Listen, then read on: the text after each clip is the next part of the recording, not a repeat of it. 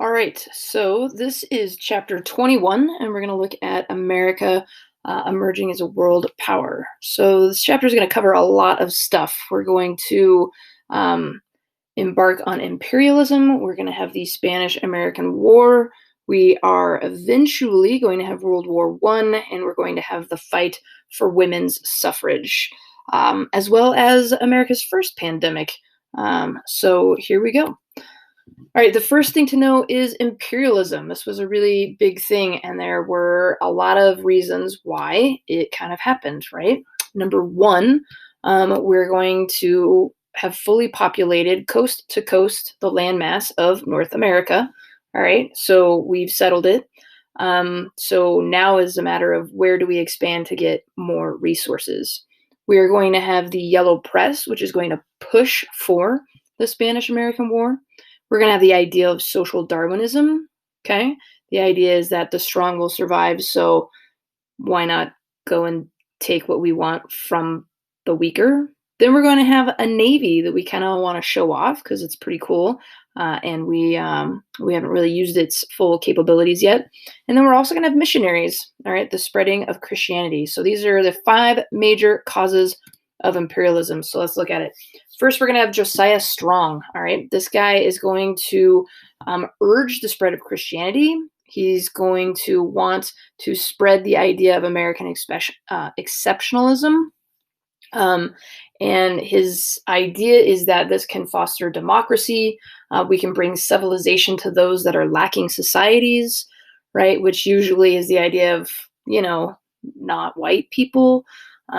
So we're going to try to help him out. So that's Josiah Strong. You definitely need to know him. Then we're going to have Alfred T. Mahan. This guy is super important. He's going to write a book called The Influence of Sea Power Upon History. Okay, he's going to seek a naval empire, and he's going to get an ally by the name of Teddy Roosevelt, who, about the time this book is published, is the Secretary of the Navy. And so he's going to say, yeah, this is a good idea. Let's figure out how to get our Navy out there and show it off. Okay. So again, we're looking at expansionism. So where we're going to turn to first is Cuba. All right, Cuba is occupied by Spain. We see it as a place that we could come out as a hero and save the Cubans, but also reap the rewards of the resources there and the alliance that we could make since they're so close to our coast of Florida. Okay. So Spain and the Cubans are not going to be getting along much during this time period. The occupiers, the Spanish, are going to be rounding up Cubans that are anti-Spain, and they're going to put them in concentration camps. Okay, so concentration camps definitely existed before Hitler, so no one understand that. Many are going to die from starvation. All right, this is eventually going to reach America, where we're going to put it in the papers. So remember, right, we have Pulitzer and we have Hearst, yellow journalism. So they're going to splash headlines everywhere. President Cleveland, at the time, he's not into this. And McKinley wasn't really ready to fight. So Cleveland's like, we should do something about Spain. McKinley says, nah, I don't want to. We need to hang back. Okay. There's going to be an election in the midst of this. So, all right, at some point, the ship, the Maine, is going to explode off the coast of Havana. This is kind of a big deal. We're going to drop the blame on Spain. We're going to publish this in our newspapers. The headlines are going to become "Remember the Maine." Okay. And it's going to become a chant demanding war. We want retribution for this. Okay. Again, Hearst and Pulitzer, super important to keep these guys in mind. Very important during this time. All right. So negotiations are going to fail with Delhomme. War is going to begin in 1898. We're going to pass the Teller Amendment in Congress, which is going to say we don't intend to occupy Cuba, simply benefit a bit from its resources by having trade agreements. We're going to have over 200,000 men volunteer, including Teddy Roosevelt. During a period of time after his wife died, giving birth, he went off to New Mexico to learn how to be a cowboy and thought it was really neat. So he is going to create an organization called the Rough Riders. He's going to recruit a bunch of guys. They're going to come over with their horses to Cuba. All right. And they are going to win one decisive battle, and that's really it. But we're gonna forever remember Teddy Roosevelt and the Rough Riders. May 1898, the American ships are going to destroy the Spanish fleet in Manila, so we got to show off our awesome navy. All right, at which point we are going to begin looking at Hawaii, Guam, and Puerto Rico because we're like, hey, Cuba's neat, close, resourceful. What if we went other places and just kind of, took them over? And then we could benefit from their resources, and they have coasts, so therefore we could put naval bases. What you do need to know is that the war ended, Spanish-American War in 1898, July, and there were more casualties from malaria and yellow fever than any battle wounds, as well as rotten food sent over in cans that we supplied our troops. So we do get better with that by World War II, luckily. All right, in this armistice, Spain is going to agree to giving us Cuba. Well, they're going to liberate Cuba. They're going to secede Puerto Rico and Guam to us. Okay, so McKinley, he is going to want to annex the Philippines, all right, to get their harbor. All right, the Philippines are not going to be in favor of this, all right, and so we're going to have a little problem there. So we're going to pay $20 million for the Philippines. The Filipinos are going to say, hey, we don't want to be a territory. They're going to fight us.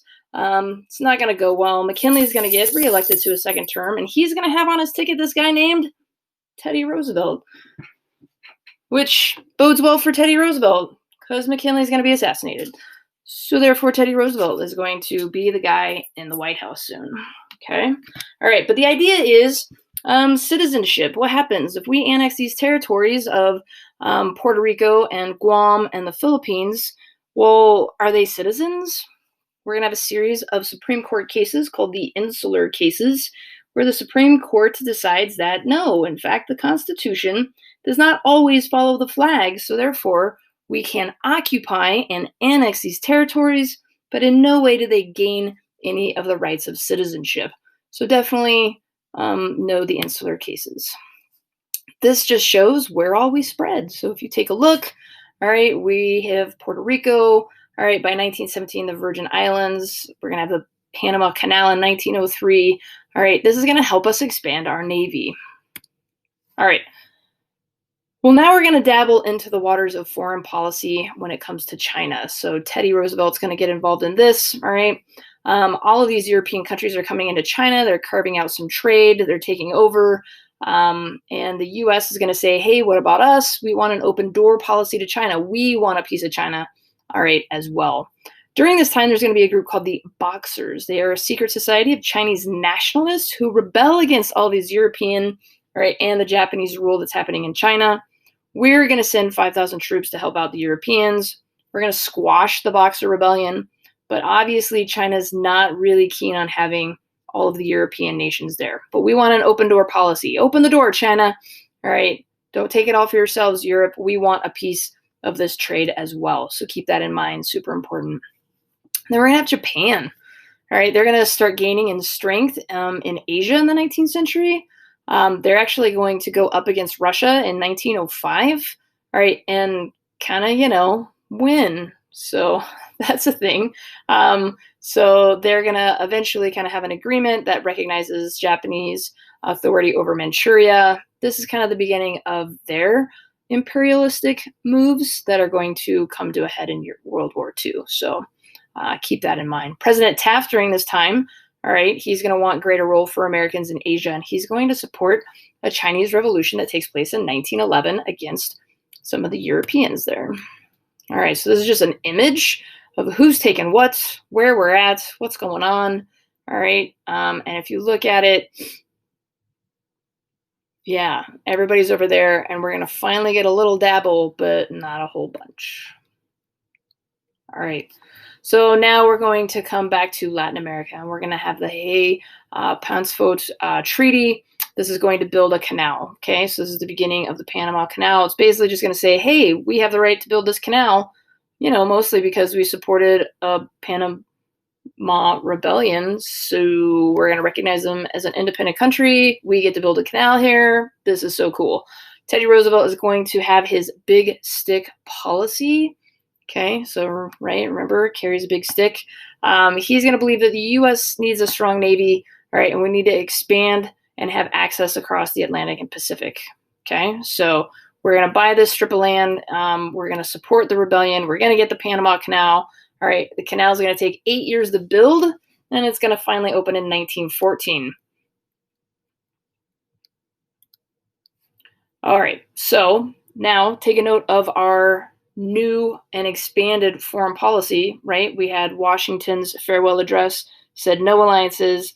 Then we're going to have the Monroe Doctrine that says, hey, Europe, stay out of our side of the world, pretty much, the Western Hemisphere. It's ours. And now we're going to have the Roosevelt Corollary, okay, which pretty much just says, we're now the big police here. So if there's a problem, we're going to take care of it. Then we're going to have Mexico. What's going to happen is that the leader of Mexico, all right, he's going to be murdered in 1913. There's going to be a change of government. We're interested because obviously this is kind of, right, America's basement. We want to know what's going on down there. We want to have alliances down there. So we're a little concerned. All right, this is where Pancho Villa comes in. He's going to kill 16 Americans in New Mexico, which then leads to the U.S. and Mexican troops clashing.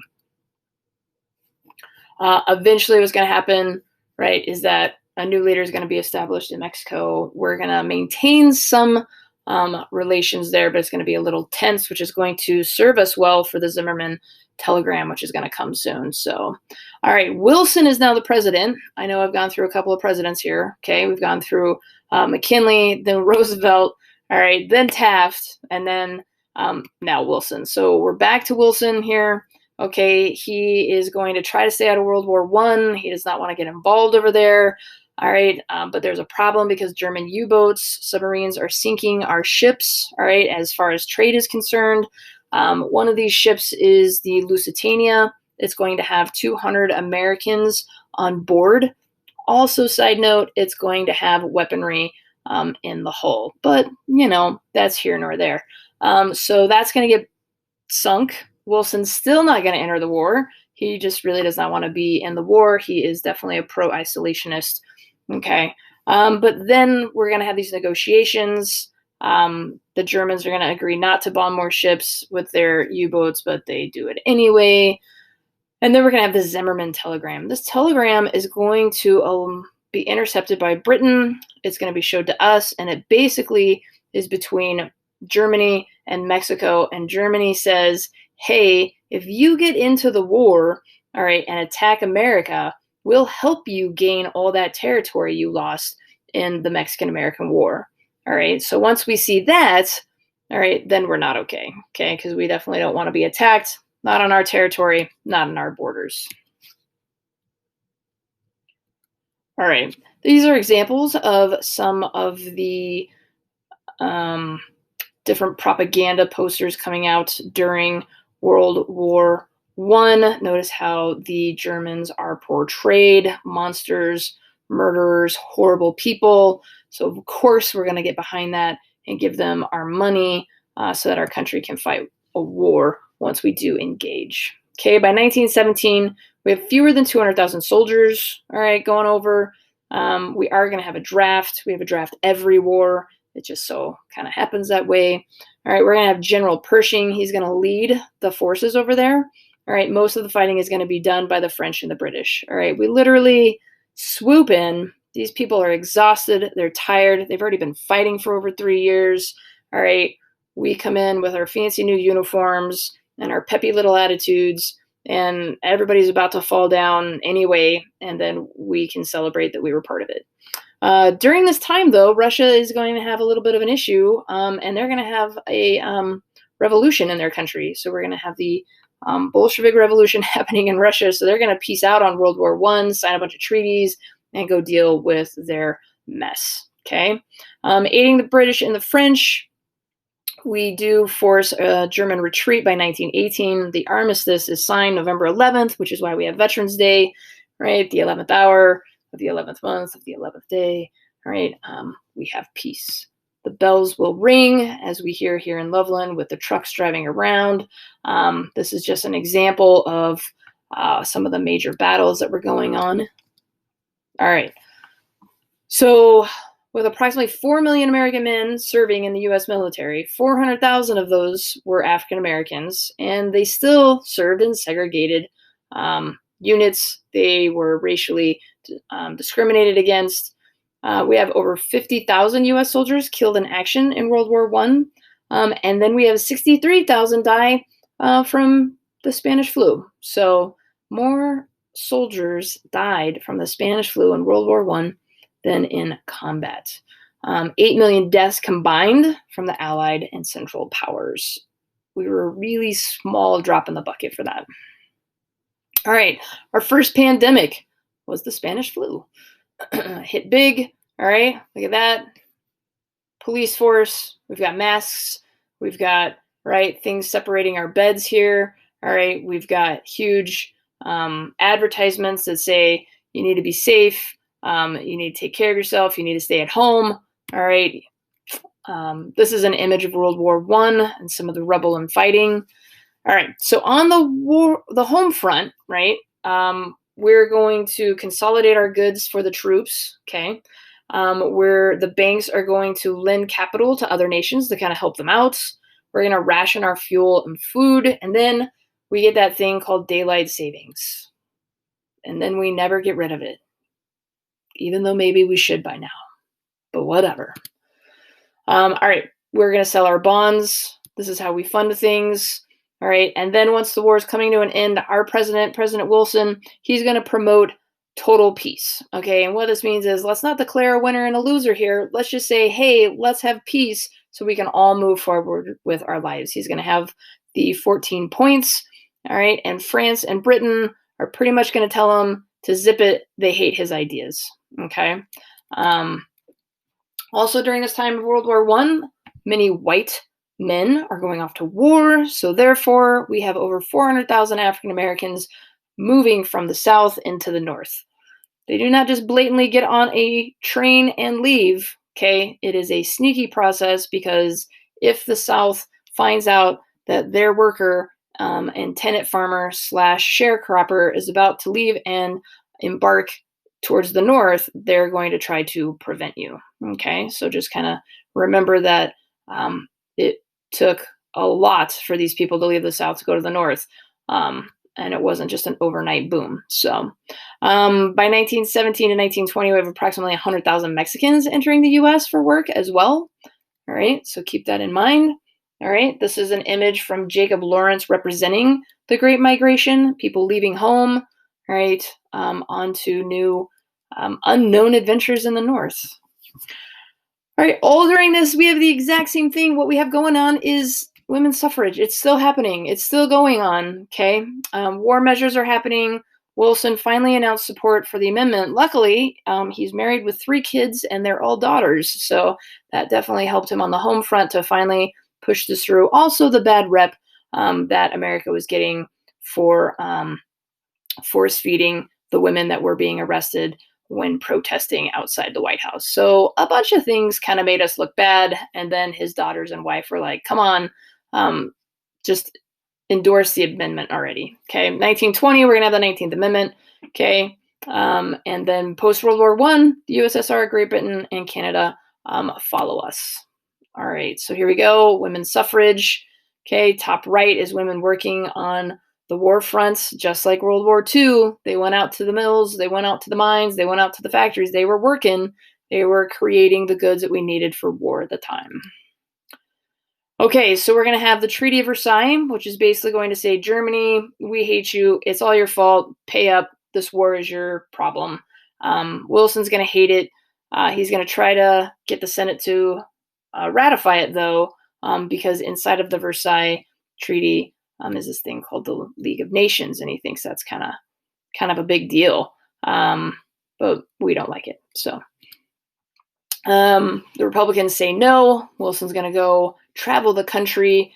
I think it's like something like 8,000 miles, 22 stops. He gives speeches. September of 1919, he has a stroke in Colorado. Historians now say it was actually probably his 4th stroke.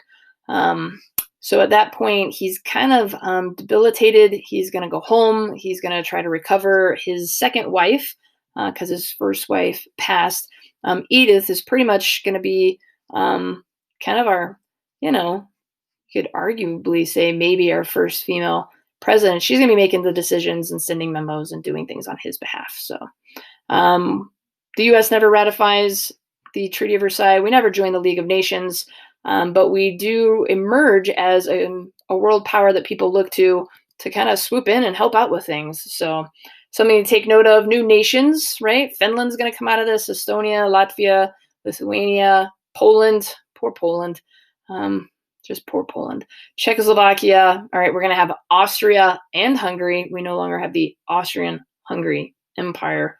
Okay, and then Britain and France are going to kind of oversee and puppet different countries as well. All right, so much going on in here. Spanish-American War, imperialism. All right, we're going to have World War I, the fight for suffrage, etc. Add these things into your big ideas. Get these into your notes. All right, update everything. And until next time, guys.